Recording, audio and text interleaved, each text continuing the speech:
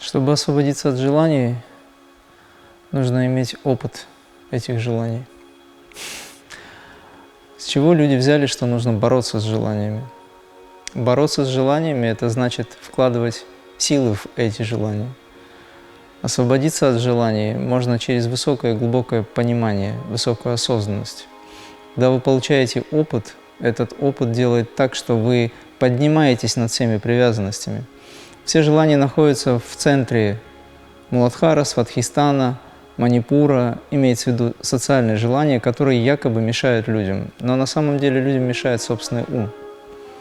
Можно спокойно относиться к тому, что происходит, можно принимать в этом участие, но не быть зависимым от этого. Если нет желаний, нет жизни. И почему люди считают, что желание – это плохо? Плохо быть в зависимости от желаний. Плохо быть в привязанности к желаниям.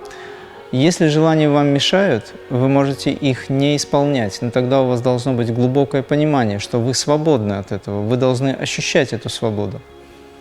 Если, например, вам мешает какое-то действие, вы его не совершаете, но когда вы хотите его совершить и подавляете свои желания, тогда вы совершаете это действие.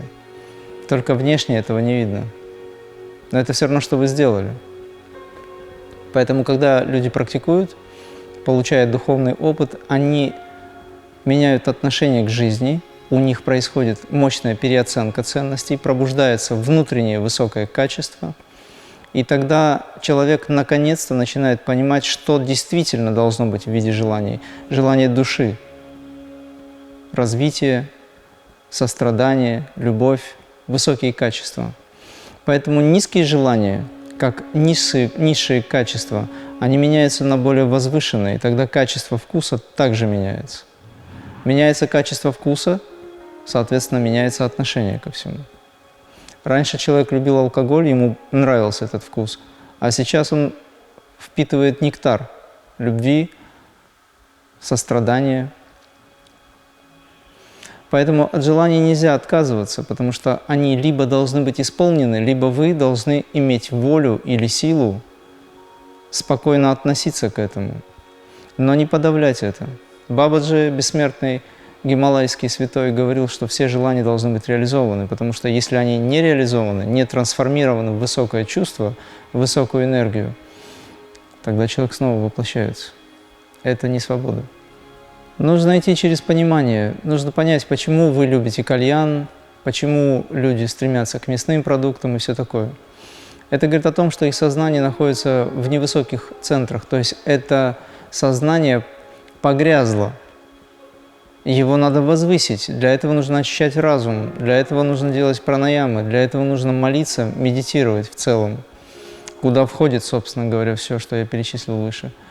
И нужно понять, что побуждает у вас это делать. Может быть, это внутреннее, оно резонирует с внешним. Нужно изменить тогда образ жизни, общения. Если вы хотите избавиться от этого всего, тогда вам не надо встречаться с теми людьми, которые излучают эту энергию, потому что она будет провоцировать вас, пока у вас нет устойчивости. Но духовная практика, такая как пранаяма, крия, она вычищает на всех планах. Через какое-то время вы будете чувствовать, что вы свободны от этого. Поэтому критерий истины – практика. Однако те желания, которые вы испытываете, это значит уровень сознания, он вибрирует и резонирует с этими уровнями. То есть это фактически то подобное, что притягивает подобное. И это внутреннее состояние. Вы внутри меняетесь, меняется окружение. Если вы хотите быть святым, нужно общаться со святыми людьми, с мастерами. Если вы хотите быть успешным, надо тогда искать общество успешных людей. Но одно другому не мешает. Если вы хотите избавиться от плохих привычек, то нужно идти методом вытеснения или замещения. Можете создать список плохих привычек, одна колонка. Вторая колонка – это список хороших привычек, которые являются альтернативой. И тогда вы плохое забываете и полностью переключаетесь на то позитивное, которое является хорошей альтернативой. И начинаете преследовать по списку каждый пункт, взращивая в себе хорошие качества. Проще говоря, заменить плохие привычки хорошими. Когда вы это сделаете путем вытеснения, вы приобретете судьбу.